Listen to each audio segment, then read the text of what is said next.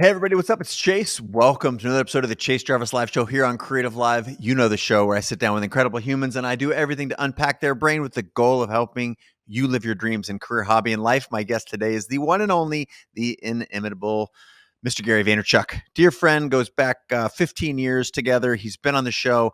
He was on this show when he was a wine guy back pre-YouTube with his first book, Crush It. We've had a long history, and this conversation is exceptional on a handful of points. One, we talk about his new book called 12 and a Half.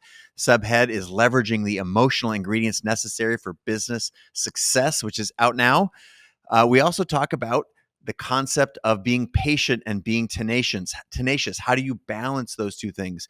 We talk about the underserved, undermet, underrealized fact that emotional intelligence is not only similar to or equal to some of the hardcore tactics previously thought of is as critical in business, but how emotional intelligence is actually the new alpha of those two, the dynamic between those two worlds. I think this is Gary's best work, this book, 12 and a Half, the idea that emotional intelligence, like creativity, the things that are difficult to explain, they are the most powerful. Gary does a great job talking through that. And we also go into NFTs, which if you are aware or not, I promise that you are undervaluing the world that NFTs will be. This is a great primer, our conversation today. So I'm going to get out of the way. Yours truly and Mr. Gary Vaynerchuk coming at you right now.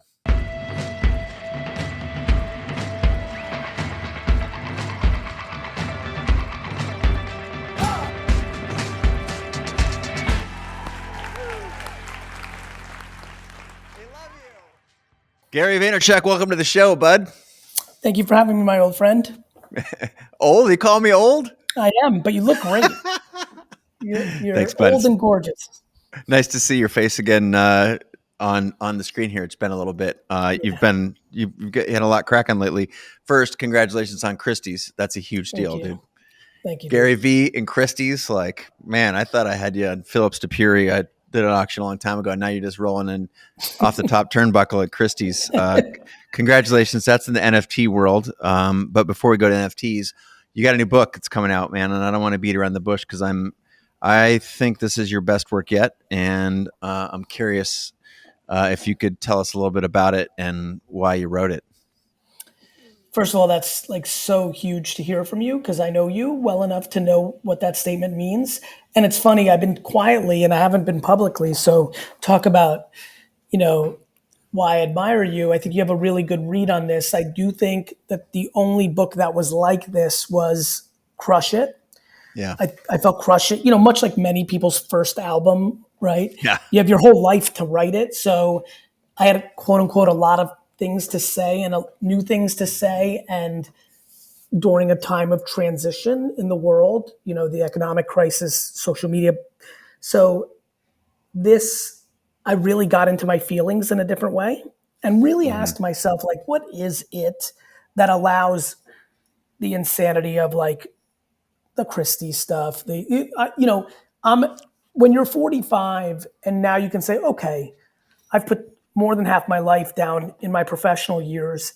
And boy, this is really going well. And I'm happy, right? It's not just like friends that we have that have done well financially, but are not happy, right? We know that. There's a lot of them. Yeah. There's a lot more of them than the world believes or knows. And so, I have for over a decade now been passionate to share and talk. And I feel like, COVID, right? You get to get, you have time to think and I'm at a different pace. And I think I finally kind of put down in a really fun format, which was really the thing I was most scared about. Like, how would I structure these feelings? And I really talk about what I believe, which is emotional intelligence in business is the advantage. That being kind doesn't mean you get walked all over and you're bad at negotiations. That optimism matters, that accountability, pointing a thumb at yourself versus a finger, especially if you're an owner where you hired that person. So what are we doing here?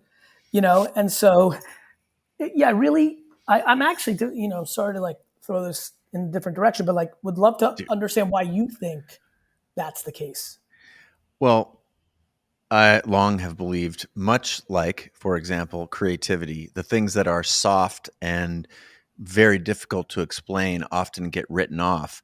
But I'll give you what I think is a good analog, which is social media. 15 years ago, naysayers were saying that social media didn't mean shit, and Right. and it was something to write off. But what we know now is that it was virtually the same then as it is now, and yet the thing that was missing was our business culture's ability to measure it. Correct. As soon as the technology allowed people to measure it, all the ad dollars came flying out of television into social media because it was the fast, the most personal, the smartest, and everyone knew everything about it. And so it was all of a sudden what used to be just like literally 6 months or 12 months before was just like, oh, it's too fuzzy. It's social media. Became the shit. Yes. And what I see now is the same thing. It was very easy to measure a P&L or to measure someone's performance on these 8 KPIs. And yet we've all seen businesses that have the KPI shit in the bag, or leaders that check the boxes. I can manage a P&L like, till the cows come home. But what we can't measure, but we know because we see it in the best leaders and the best creators and the best entrepreneurs in the world, is emotional intelligence. And I think you've written the first book that underscores it. I think I wrote that book in creativity, and I I love think you that. wrote it. I think you wrote it in emotional intelligence. I appreciate it. I'm really proud of it. Like I really, for everybody listening, I created these scenarios because that's where everything comes from. I'm more of a listener than I'm a talker, which always, makes people laugh or freak out or disagree. But I always remind them, I'm like, you only see the content I put out and post produce very effectively. Like most of my day is the consumption of information. And a lot of the scenarios are baked in at this point, hundreds of thousands, if not even millions of DMs, emails that I've received over the last 15 years of this journey. And, there's just some really complicated stuff out there, right? Like stay at home mom or dad who still has a lot of fire in their belly. And like, what do you do here? And like, just all sorts of fun stuff that I went through. And, I really talk about accountability. Curiosity was a fun one for me to explore. I structured the book out of these 13 ingredients that I think really give somebody a real shot in the business world. And it's a life book in that way too. Mm-hmm. I called it 12 and a half because this one really caught a lot of people off guard. Gary Vee, the character, the public domain speaker and pontificator and content creator, very good at candor. Too good. Gary Vaynerchuk, the CEO and human, very bad at it. That's why I called it 12 and a half.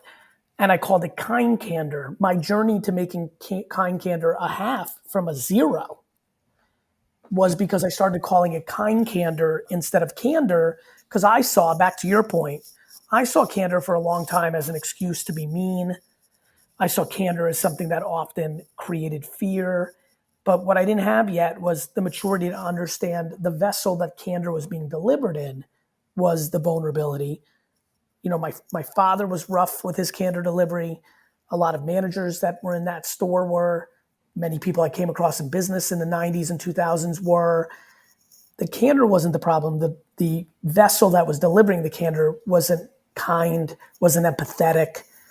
But now that I've got a better sense of that separation, and then I was very self-reflective. All the things that weren't working for me always pointed back to lack of candor. And I talk about these ingredients. I talk about scenarios where 3 or 4 of them. It's really fun to show people that ambition and patience can be played out in the same scenario. People think that's a contradiction, and so I really went there. You did. You did. And of course, if you haven't clued in yet, we're talking about Gary's new book, 12 and a half, leveraging the emotional ingredients necessary for business success. But I'm going to extend your subhead a little bit. I would say business and personal success. Yeah, I think that's right. It's a business book, and we have the same publisher, Hollis. Yeah. And yet these skills, most of the people who listen to the show identify as creators, entrepreneurs. But what I have learned is that the same authenticity, transparency, the emotional ingredients that make one successful in business are absolutely critical to life. Think about the relationships that you have. And I'm wondering, did your emotional intelligence develop because of business, or did your business acumen and emotional intelligence develop Great question. because of Gary the human? It's so weird. It's such a fun question. Thank you. My brain immediately goes into, man, it's hard because this was all happening at 6 and 7 and 8 and 9. I Yeah. talk a lot about this. I'm not sure people believe it. This has been a very big theme amongst my friends and relatives lately, probably because of the Christies thing. You sit there and you have an event where like 5 of your drawings sell for $1 million, and you're up there and you're outselling Pollock and Warhol, and you're like, what the fuck? And then you go through the feelings of like knowing people are, if I'm what the fuck, then many people are like, this is bullshit. And I get a lot of feedback from people I grew up with that are like, man, I wish they knew that all you used to do was doodle in class and on the chalkboard. And, I've come to realize I'm dramatically more creative than I've thought about.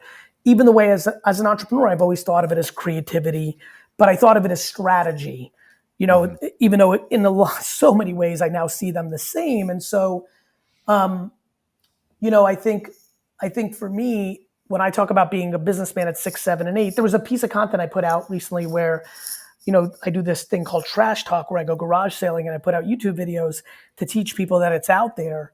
And I give this young girl $20 for her lemonade. And I'm walking back to the car and I'm talking about the reason I did that was that happened to me when I was 10. Some guy stopped on a bike, filled up his lemonade, and he gave us a $10 bill. And I'm a 45-year-old man. I was 8 years old. So This it is was 10 cents back It was then. well, it was $10, which was like $4,000. It was actually the Right? reverse, right? It was $10 Yeah. No, that I felt mean, like, your lemonade was oh 10 yes, cents. my lemonade was actually maybe 25 cents, but we've sold at Yeah. 10 cents back then, so maybe. And and and so in the comments, just the amount of it's amazing how cynicism is so prevalent. Like, that never happened. That never happened. And like, a couple of both Marissa Bird and Robbie Turnick, who both happen to be there, we're like, no, that really happened, and it's something we've talked about and so, it's this really fun journey. I've gone on a tangent. The answer is I'm not sure. I've been Mm. doing it so much for so long.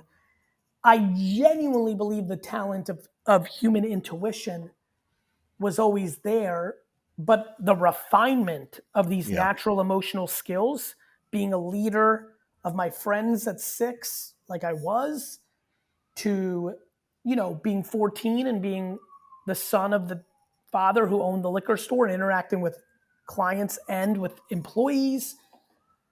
you know at 22 I was running the business, like, for real. So I Yeah. just think at 45 years old, I have so much pattern recognition and wisdom of reps from a kid. My mom last night, sitting right here, was saying how often I spent time with 80-year-olds as a 4-year-old, just would gravitate towards it. And so, it's fun. I think I'm very onto something with this book. I think it's going to really leave a positive impact, this conversation. And I think I'm going to build an empire, but I'm going to do it with honey, not vinegar. Well, it doesn't. I wouldn't disagree. Seeing where you've set your ambitions in the past and what you've been able to achieve, something that's important to, I think, to establish in this conversation. And I know we're one of the earlier podcasts you've done in support of your new book.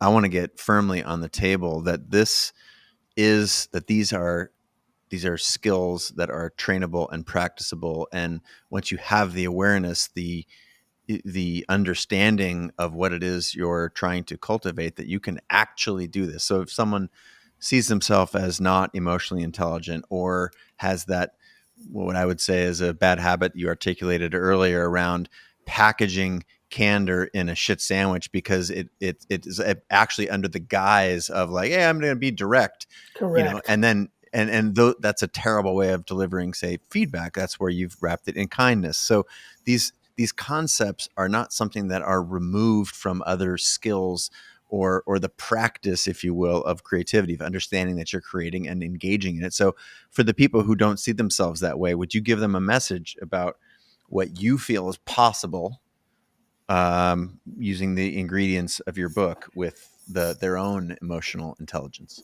I think a lot of people are looking for permission to bring their strengths on the EQ side to the business world. And I think I've been doing that, but not communicating it as much. And that's why this is so aha for me. This is why people I deeply admire who I think consume a lot of content like yourself will say, I think this is the one. It makes a lot of sense to me because it is in the same way Crush It was the one. It was like, I was uncomfortably right in that book, which is like, hey, you're going to be able to make money not by having a job and not by having a startup. And like the creator economy is ungodly, exactly the way I laid it out. Same here. I don't think it's going to be uncommon for people to believe that empathy and kindness and patience are like the alpha shit, not sharp elbows, not negotiation. Like when I hear things like don't take it personal, it's just business, I'm like, what part of cruelty is acceptable in any scenario? Right? When I think about people not realizing the world's abundant and actually want to tear down other people's, like, you can't imagine how much I want everything to happen for you and everybody that looks like you and I, right? Yep. Like the level of cheering I have for everybody who's a personality who might be amassing attention through content. That's why I've always loved your platform. I want everybody on it to, like, I don't think like Tim Ferriss or Kevin Rose or Arlen Hamilton or like Britt Morin, like I don't think any of their attention that they get for what they do, even though it might be tangentially touching what I do, is taking out of me. No. And I want people to, I'm very competitive. Like this is not about like I again, I don't know how hardcore you read it, skimmed it, got a sense of it, but like this is not written in the sense of like, oh, let's be fluffy and 8th place trophy. Like tenacity is one of the 12 and a half. There's nothing soft about tenacity, right? Ambition. These are real things, you know, but I think people are confused. I think people are confused. And then we had this whole era, and this is where this book is actually seeded probably 10 years ago, maybe 12, when I realized, oh no, a lot of these kids think it's cool to be mean because Steve Jobs was considered mean. Yeah.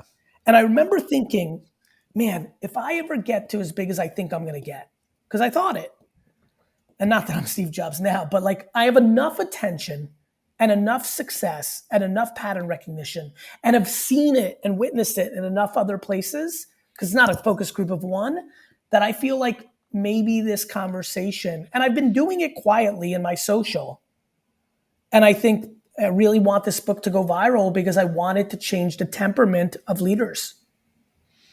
I'm going to do a little full circle moment here. So I'm sitting about 10 feet from when you were a wine guy, and I'd seen your shit on Vidler, and I had one of the first, certainly the first live show on the internet, and one of the first podcasts, and invited you. It was right after Crush It, and I believe, in parallel to what you're saying, that this book that you've written here, 12 and a half, rivals the timeliness, the vision that Crush It did. We sat about 12 feet away from you. Actually, at one moment you got on my lap, which was awesome. I remember. But and we talked about the same thing, about what the future was going to tell about the moment that we were living in right there. And you or we were, I think, right on that. And I believe that, as I mentioned, that cycle of social media was very valuable, and it became understood that it was valuable when we could measure it. I think the same thing is true with the traits that you talk about here. There's an understanding Chase, amongst the people who are doing it. What trait do you think, it doesn't even have to be one of the 12 and a half, that you think you've most gotten better at? As simple as that. Most you have gotten stronger at as your career has evolved? Easy empathy. Mm. No question. My worldview was built very much on hard charging, you know, there's a way and it's my way. And, as you mentioned, Whoever's being a in the leader. way. Totally. And you mentioned being a leader. I've been the captain of every sports team I've ever played on. Yeah, I've never. Yeah, all of those things were true. And ironically, and I will say, actually, sadly for me, that was culturally reinforced over and Of over and course, over. of course. And, and when I remember started working with my wife Kate, she came in, was producing these photo shoots from all over the world, and we have very different styles. We're very complementary, and I was sort of telling her how to get the best price on the helicopter to fly to the thing, and my tactics were just like Bull hard in a nosed, China. Yeah, or worse. And she is the kindest, sweetest person in the whole world. And I watched her get further, negotiate better, have lasting relationships in that a matter, that yeah, with that, and it was that. me and my dad. My dad, I always say, Dad, you're a better negotiator than me, but I don't fully believe it. And I always and he knows that I don't.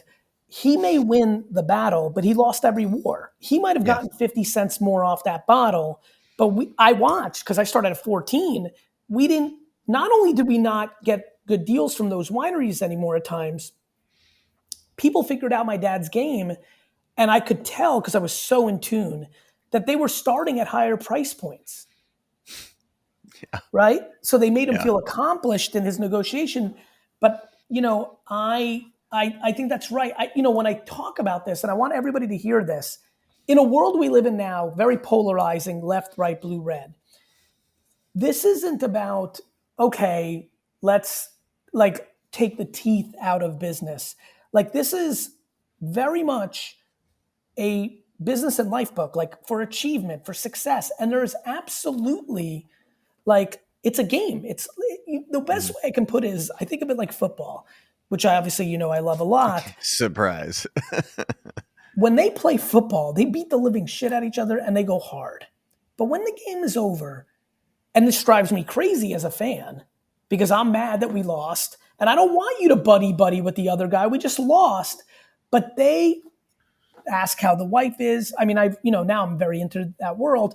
They talk about things like, hey, I'd love to give a donation to your charity. You'd be blown away by the stuff that's actually being talked on the field. And you know this, but like you Yeah, did at a younger level, like this is the professional level. And I see business that way. This is win. Let's win. But believe it or not, back like your incredible partner there, you yeah, can win with more hearts than daggers. for sure. And to see it, and in turn, that helped me deconstruct what she was doing and recognize that as soon as you can, you know, experience some of the challenges that someone else is experiencing and at work, and that realize that they have a boss and connect around the fact that it's hard and we're just going to both try and do right by one another, or some Well, myriad no, no, example therein. was very powerful there. One thing I talk a lot about in this book is optimism. If Yeah. you've decided it's bad, it's already bad. Yeah.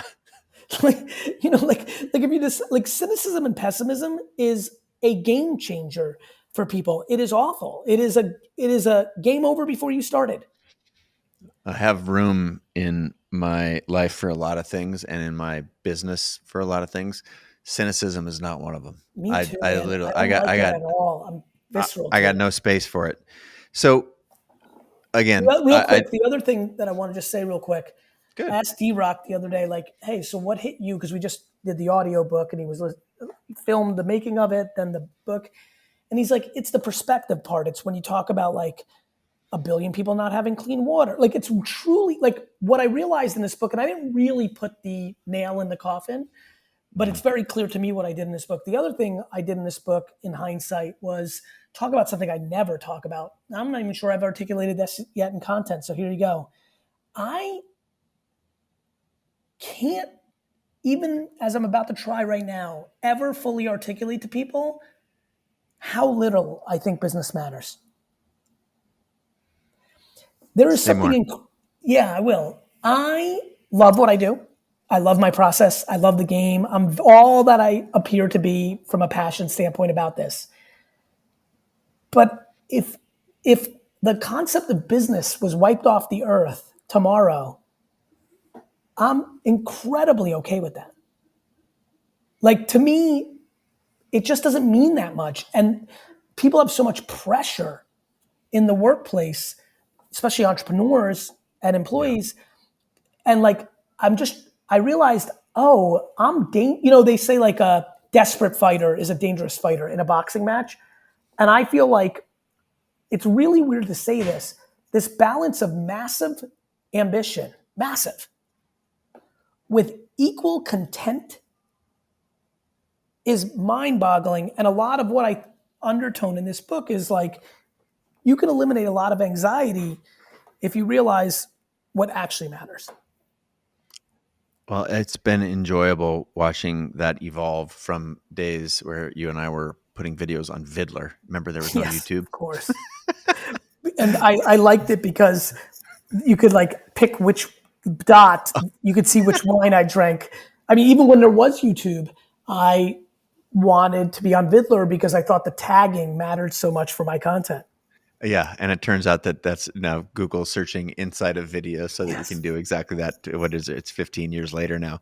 The fact that we've been doing this for 15 years together that's a Fun. little bit of a head scratcher and fun for me. The fact that Uh, you look younger 15 years later is the real head scratcher. Let's all give this man a lot of love. Please leave that comment on social of how right I am about that.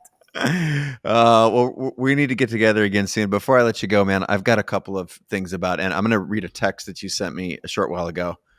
Chase, my man, where are you with NFTs? And we mentioned your auction at Christie's, which is exceptional in many ways, but I don't think it's separate from this book. And here's I'm going to make the connection, and then I want you to talk about NFTs. The connection between the book is awareness, empathy, connection, these soft skills historically referred to as soft, but actually are the core. There's an awareness of who you are, where the opportunities are, and you are embracing NFTs early and big because they are going to be so huge. What's let's give the shortest crash course that you feel like you can on the GV lens on NFT ASAP. Okay. Digital ownership is here, and that's it. Like, it's an incredibly simple statement, but it's incredibly difficult for everybody because we've just gone through 20 years of non-digital ownership. All of us listening grew up with 20 plus years of the internet, more, where you didn't own it. As a matter of fact, even the people that own the IP didn't own it. So it was the extreme other way. We were all using creative freedom with all this stuff.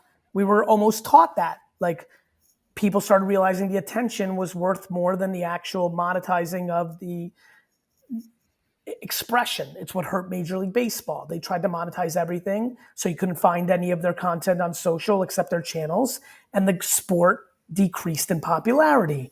We all bought into that, and there's an incredible level of truth to that. Comma, we now have something called blockchains. Blockchains can understand who owns certain things, and we will now start owning certain things, no different than owning a sheep in Farmville or a outfit in Fortnite, and the things we will buy will follow the things like Mercedes, Cartier. We will express ourselves through our ownership. I would never flash a $500,000 in a bank account. I will tomorrow flash my proud ownership of a CryptoPunk. That's how humans work. That's why we buy art. That's why we do things. Even if we're not talking about extreme wealth or even middle class wealth, let's just talk about why somebody wants a pair of Air Jordans at the end of the day, right? It's expression. And the same way you care about a blue check mark, whether you do or not, we can all agree many do. The same way you care about following count, whether you do or not, I think we can all agree billions do. Well, that's what's about to happen with what's in your wallet. And I believe your public wallet will become a greater insight to who you are than even the pictures you post on social, because they're less manipulatable.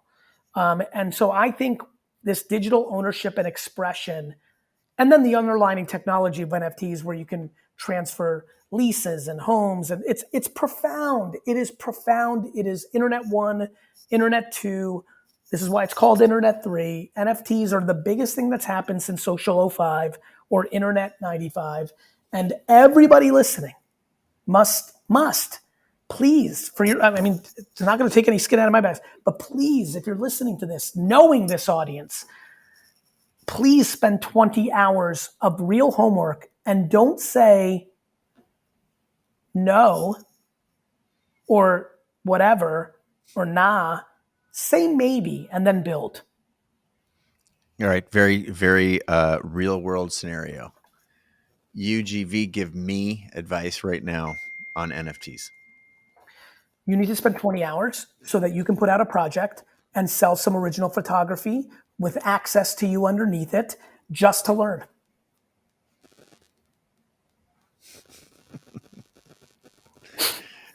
For a man of many words, that was pretty good. Tight. Tight. You're tight in your program, aren't you? It'll be so easy for you because you care about community. You'll understand that, oh, okay, I'm going to take these 25 photos I've never shown anybody in the world. I'm going to NFT them. Whoever buys it, I'll give them the physical print, and I will give all 25 of them an evening, a full day with me, a working session and a dinner. And I have a funny feeling 25 people will buy that NFT. And by the way, I would be one of those people. Why? I believe in your career. I believe in your future. And I would say to myself, oh, I might be able to sell that NFT for a profit in 12 years as he continues to ascend. It's not super complicated. All right. What's the insight? We've talked about emotional intelligence, your new book, 12 and a half, NFTs. I'm trying to use those as just very cornerstone examples of the work that you're doing now. What is the thing that is not on the radar now that has that you are equally For me, it will be long form storytelling.